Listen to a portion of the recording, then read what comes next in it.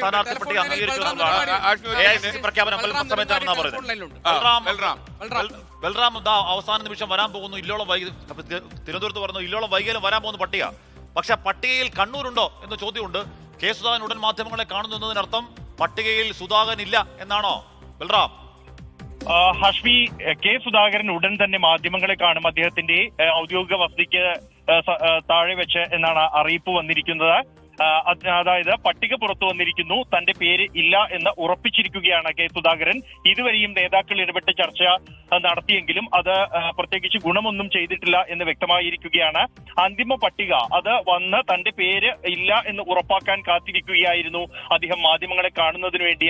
അതിനാണ് ഇന്നലെ രാവിലെ 9:30 മാധ്യമങ്ങളെ കാണുമെന്ന ആദ്യ അറിയിപ്പുണ്ടായിരുന്നു. ആ ഘട്ടത്തിലാണ് ഹൈക്കമാൻഡ് അദ്ദേഹത്തെ സമീപിച്ച് ഒരു കടുത്ത തീരുമാനത്തിലേക്ക്, പ്രതികരണത്തിലേക്ക് ഉടൻ പോകരുതെന്ന് അഭ്യർത്ഥിച്ചത്.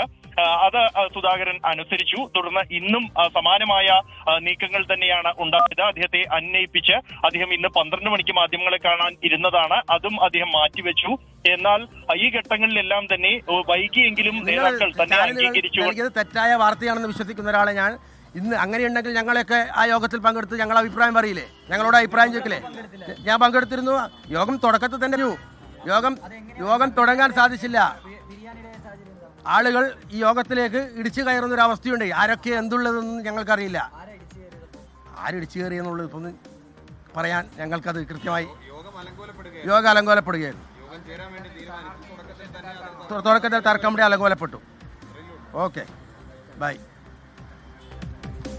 ലോകത്തെവിടെയായാലും ഏത് സമയത്തും 24 വാർത്തകളും ഓഗ്മെന്റഡ് റിയാലിറ്റി പാക്കേജുകളും എക്സ്പ്ലെയിനറുകളും വിശദമായി കാണാൻ ഞങ്ങളുടെ യൂട്യൂബ് ചാനൽ നിങ്ങൾക്ക് സബ്സ്ക്രൈബ് ചെയ്യാം.